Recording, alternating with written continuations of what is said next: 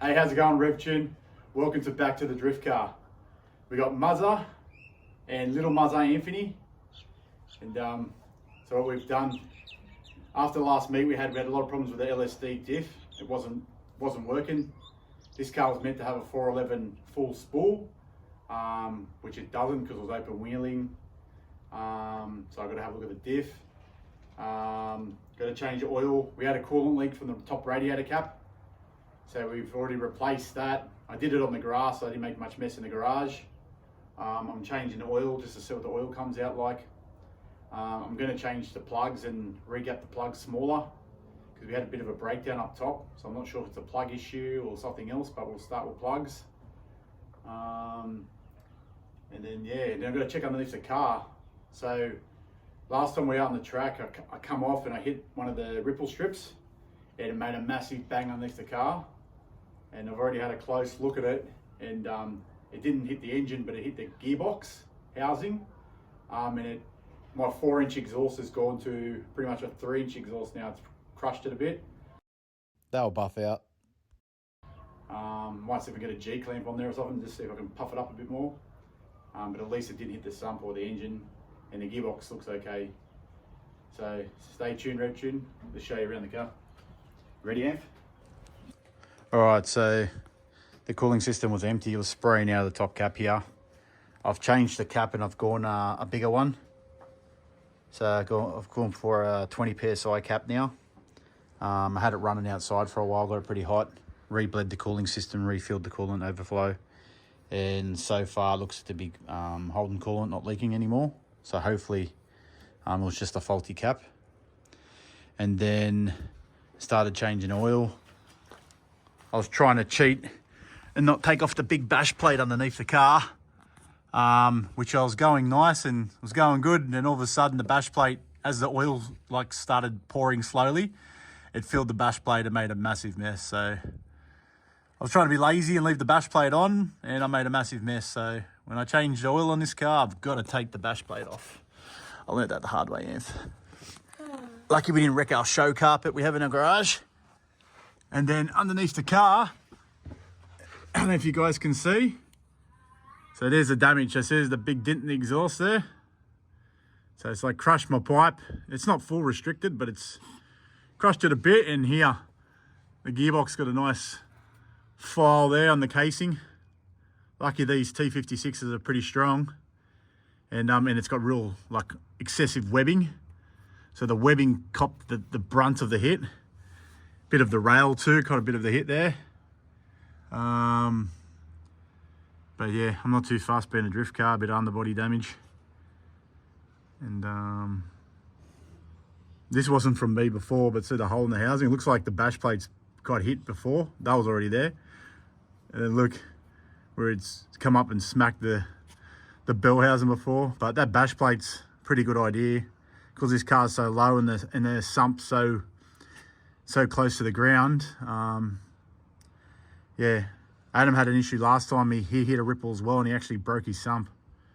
So bash plates to protect underneath your engine is actually a good idea. Like police cars run bash plates as well to protect them. I've got a big front bash plate for the radiator to protect that as well. So yeah, let's get to it. So we're changing the oil. The oil looks all right. It's a bit fuely. Yeah, it's very fuely, the oil. And that's only after one 3-hour drift meet. So this thing must be running pretty rich, I'm guessing. It does. It's going to need a tune. And we're going to see if we can enter it in the next drift meet, next month. Okay, I've redone the oil line for the turbo drain back because it was leaking. This has got twin oil drain back. I noticed it was a bit high, like it was going down and then back up and then back down. So I've remounted it lower.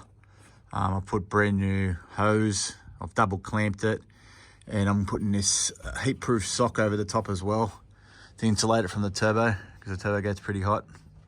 Okay guys, so I end up changing the plugs in the 300. I end up having NGK's BPR 6EFs in it, 1.5s, normally stand for 1.5 mil. So I checked the gaps on them and it was 1.5 mil. All plugs were pretty much the same, even in color. They don't look too rich. They're not really lean. They're not going white. So the tune looks pretty good across all cylinders. The brownness is usually the octane booster that I'm running in the fuel. But yeah, I checked the plugs. I found loose plugs. I did notice it goes to 1.5, but I forgot that 1.5 mil for NA, but this is boosted. So I really need to drop the gaps. So I've changed the plugs now to the 7EFs at 0.7 mil gap. So we're going to see if that helps my breakdown issue up top, which I'm guessing it would. 1.5 mil gap's pretty big on a boosted LS, way too big. So I'm hoping that that's going to fix my breakdown, because at 6,000 RPM, I was getting a misfire, like a breakdown. So we'll see how it goes now with the new plugs, the lowered gap, and see if that fixes my boost issue. But the tune wise so far, like testing tune by plug, is looking pretty good. Probably a bit on the leanish side. I like mine a bit wetter. But I need to see if I can get Skodiva from Ichiban maybe to hook me up on the dyno run, and we'll see what this thing runs on the AFRs on the dyno. But for now, we'll see how that goes. All right, so next step for the car, basically, is I've got to pull the diff out and fix this diff. So we've got no more coolant leakage around the cap since I've changed it, rebled the system. I've changed the engine oil, just got to recheck that. I've got to make a drain on my catch can. So even though this catch can's it's a plumb back one into the exhaust, it sucks up high, and I've got a feeling that it's probably half full of oil. So, and I think I might be running too much engine oil. It's hard to tell with this dipstick setup and the sump, because it's a custom setup and I didn't build it myself. I was sort of guessing how much oil to put in the engine, but I'd rather be more than less. So I'm gonna make a drain for this, so while I'm at the track between runs, I can actually drain some fluid out. The plumb back thing's making it better so it doesn't make spillage, but I think it's pumping oil into the exhaust, because the plugs are clean. But this was pumping a bit of smoke around the track at times, so I think the catch can is pumping into the exhaust a bit too much. So we'll see if we can make a secondary drain for my catch can while I'm at the track, so I can drain it between runs. Then we had the problem with the fitting here was flare popping off at the track, which you saw in the videos, which I flared in the pits, and so far that hasn't popped off. I'm gonna be a bit lazy. I'm gonna see how that goes, because I flared it out heaps, because it wasn't even flared at all on the fitting. So we'll see how that goes, and then if I still got issues, then I'll weld bungs on it to stop the hoses popping off. But, so yeah, next step, we pull the diff out, and we'll see if this car really does have the 411 full spool that I was told it does.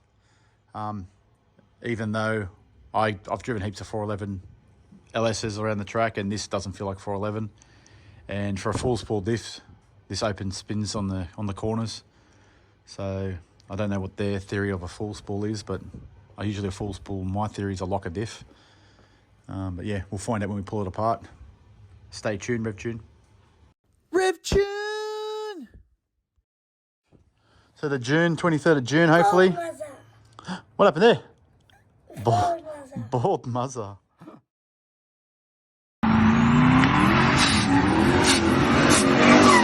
RevTune Racing!